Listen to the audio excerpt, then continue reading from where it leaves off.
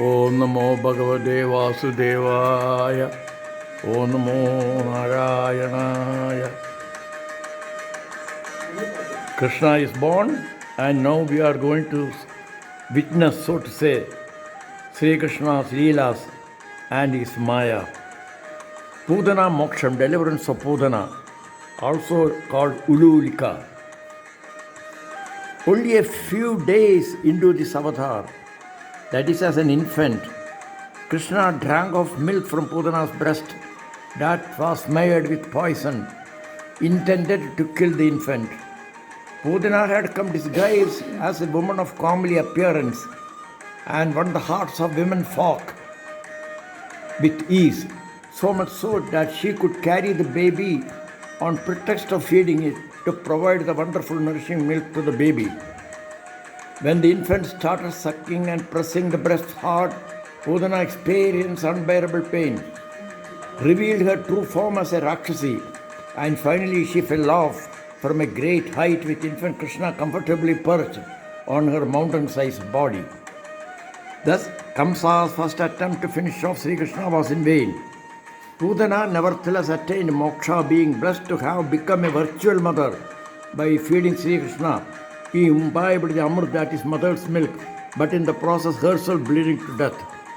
While her mountain-sized body was cut into ever so many pieces and burned to ashes, a column of smoke rose up, emitting the fragrance of alu wood.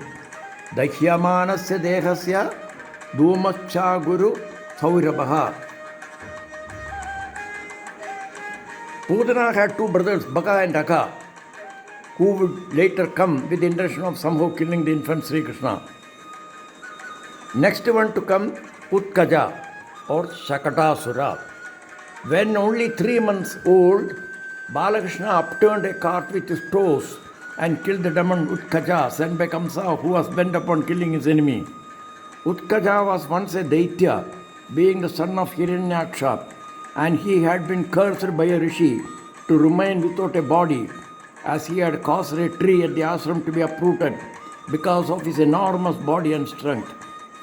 Upon plea, the rishi said that he would get liberation once he was touched by the foot of the Almighty. This is how God's Maya plays out to give moksha to those who have been waiting for the same. This incident that astonished Vraja men and women took place when there were celebrations to mark the turning in cradle of the infant when he completed 3 months. Only the children playing there were witness to what actually happened. Infant Sri Krishna's crying for milk was not heard by Yashoda in the noise of ceremonies. The baby tossed up his feet and the toes tossed up the cart, that is Chakata, on which had been kept milk and other items for the ceremonies. Infant Krishna's tossing caused the cart to be turned upside down, causing it to come crashing down but leaving the infant, God's avatar, unharmed. It was predestined that Utkaja, without physical form and in his mission to kill Sri Krishna, got rid of the said rishi by name Lomasa's curse in this manner. Now, Trinavarta. This Asura had come disguised as a whirlwind and was destroyed by Sri Krishna, who grew in weight as the killer soared high, carrying him. The little Sri Krishna choked him with a grip of the neck that made the giant groan in pain, and he fell dead. After such incidents, the scared cowherds packed off from Gokula to Vrindavana. Ulukala Banthan. One day, Yashoda had to go to the kitchen in the midst of feeding baby Krishna. Irritated at this, as a child's pranks, Sri Krishna broke hot pots and spilled milk on the floor. Yashoda, by way of punishment, thought it fit to tie him up to a mortar. But it so happened that, given Bhagavan's Maya, the rope was falling short in length by 2 inches, Dvayangulam Nyunam. Every time she tried to add more length and join it to tie around his waist. An exhausted Yashoda was at her wit's end, not knowing what to do. But Sri Krishna yielded, and so she could tie him up around the waist and then to the mortar without any further extension of the rope. Being tied with the rope, Dama around his waist, Sri Krishna got the name Damodara. Can anyone tie up God? What Yashoda did was tying Sri Krishna with the cord of love with total surrender to him through mental devotion to this Almighty. Shows that God surrenders to his true devotees. Deliverance of Nalakubara and Manigriva, sons of Kubera. In the absence of Yashoda, Sri Krishna crawled on his knees, dragging the mortar behind him, and in the process found his way between two Arjuna trees. Nalakubara and Manigriva emerged from the trees that fell as a result of Sri Krishna dragging the mortar between them. Thus both got salvation at the hands of God, as per Narada's words to them, that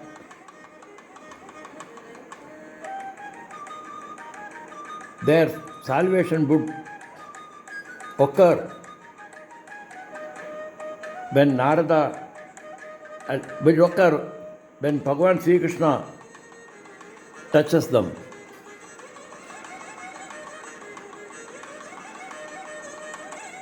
Narada had said to them that the constellation, flora, fauna, everything else would regain their form when Sri Krishna touches them.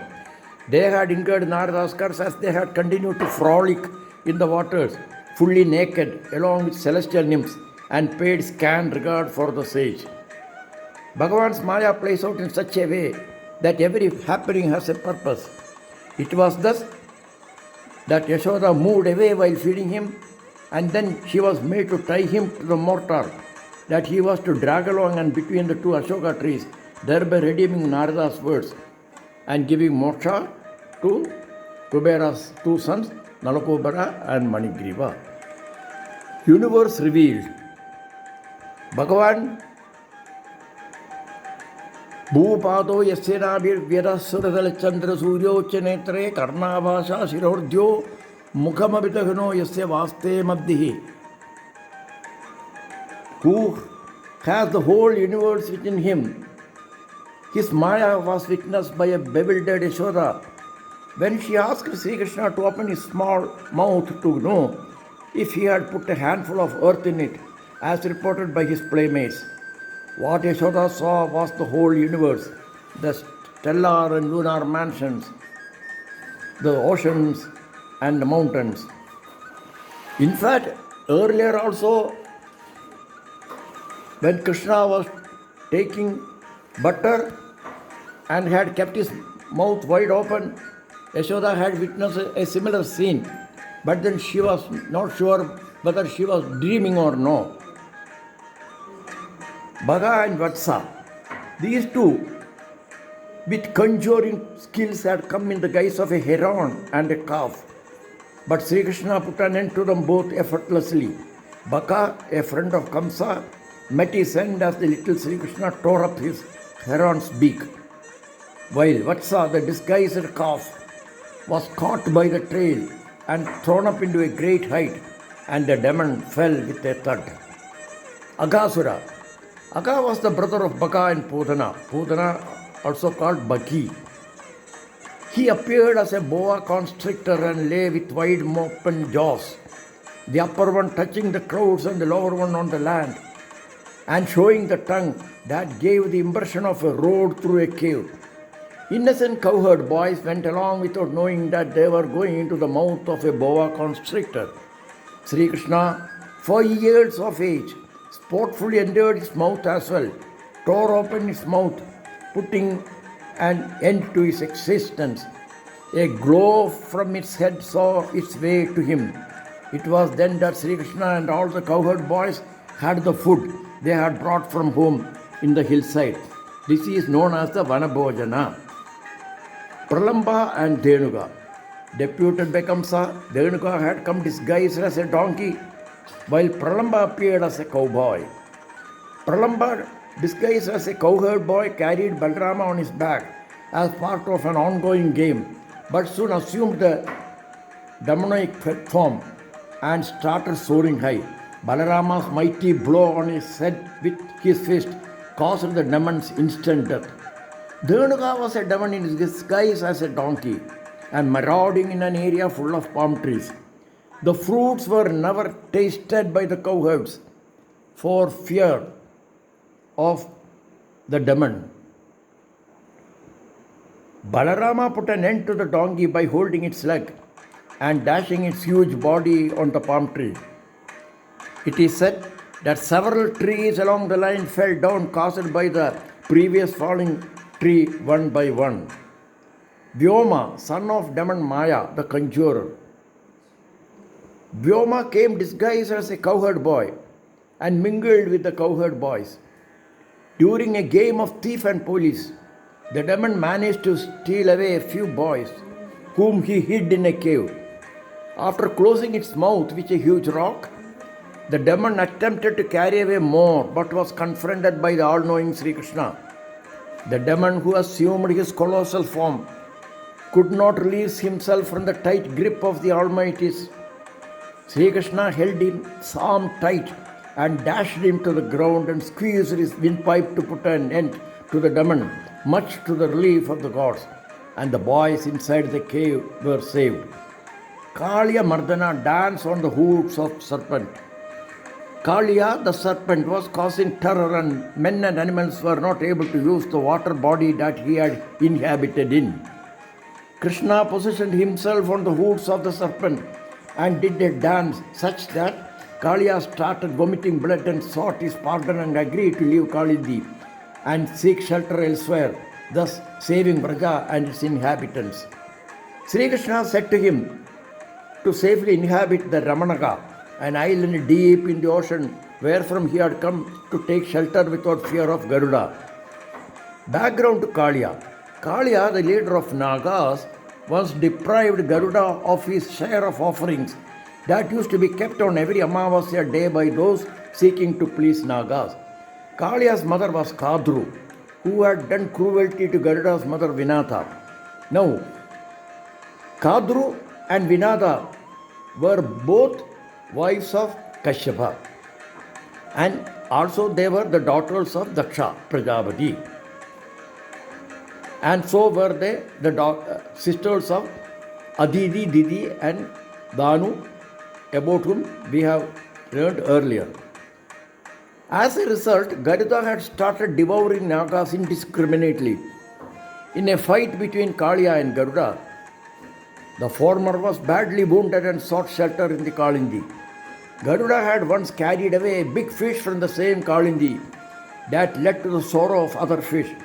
Seeing that, sage Saubhari had uttered a curse that Garuda's life would end if he ever again went to that water body to catch fish. Forest fire. First, it was the scorching heat at Kalindi, and Sri Krishna easily saved the cowherds from the forest fire. On another occasion, the cowherds and cows had gone far from the salubrious, though summer weather in Vrindavan, that was full of trees, providing sunshade and full of blooming flowers. But they reached a thicket of rushes that was all of a sudden on fire, and the cows and cowherds were trapped. It happened when they were far away from Sri Krishna.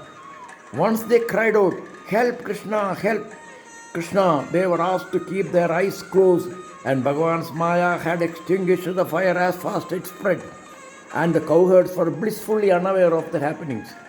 In both cases, Sri Krishna Bhagavan is said to have swallowed the fire. Govardhan.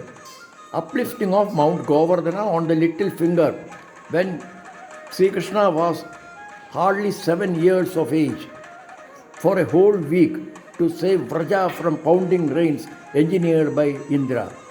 The people and cattle of Vraja took shelter under the uplifted mountain. Indra was unhappy with Krishna's advice against worshipping Indra.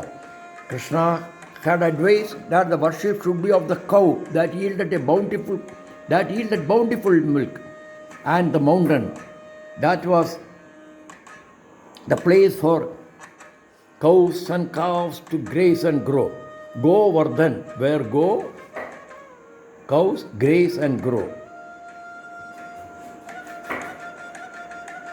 The mountain with valleys and plains that caused adequate rains and provided their wants for material for sacrifices, herbs and fruits. When all of Vraja's inhabitants stood protected, Indra became chastised and free of pride, started eulogizing Sri Krishna. At the same time, celestial flowers were showered on him. Surabhi, the celestial cow of plenty, sought Sri Krishna from Goloka, the home of cows in heaven, in gratefulness. Bhagavan had lifted up the Mother Earth from the clutches of Hiranyaksha deep in the subterranean region. So lifting up a hill was literally a child's play for Sri Krishna. Now, here is a message about protection of environment. Krishna advised the worship should be of the cow that yielded bountiful milk. And the mountain should be worshipped because the mountain with valleys and plains caused adequate rains and provided their wants for material for sacrifices, herbs, fruits, etc. When all of Raja's inhabitants stood protected, Indra became chastised. So this shows that we have to protect the environment. This was a message from this avatar.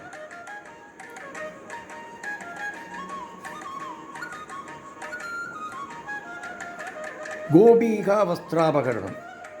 Once during the Hemant Rutu, that is mid-December to mid-February period, the Gopis, Vraja maidens, embarked on a month-long worship of goddess Katyayani by having early morning dip in the Kalindi, that is Yamuna, and worshipping the idol made of sand and offering all appropriate items for such worship. They individually prayed to the deity to bless them for doing service to the Lord Sri Krishna's lotus feet. In other words, to become his spouse. Katyayani Mahamaye Mahayoginyadhishwari Nandagova Sudam Devi Padimme Kurute Namaha. At the end of 1 month of such worship on a full moon day, the maidens were sporting in the chill water, fully naked but praising Sri Krishna. Accompanied by his friend, Sri Krishna reached there in order to bestow his grace on them. However, seeing their clothes on the shore and knowing they were naked, Sri Krishna picked up the clothes and along with his friends climbed up a nearby tree. When the maidens failed to find their clothes, they heard Sri Krishna from up on the tree telling them that it was a sin to take a dip in the holy river, fully naked, that too as they were observing a vow. To atone for such sin, they were advised to go and collect their clothes by joining their palms on their heads as a token of surrender and bowing low. The Gopis thereby got to know Sri Krishna's grace. He said to them, "Your purpose will be accompanied by sporting with me during the autumnal nights." It was child Krishna's retribution to them for bathing naked while observing a sacred vow to goddess Katyayani. Compare the situation at a later date, when Sri Krishna went to the rescue of wailing Draupadi to protect her modesty with an unending length of attire, when Dushasana was trying to disrobe her forcefully. Narayana, Narayana, Narayana, Narayana. Yoga Samastha Sukhino Bhavantu.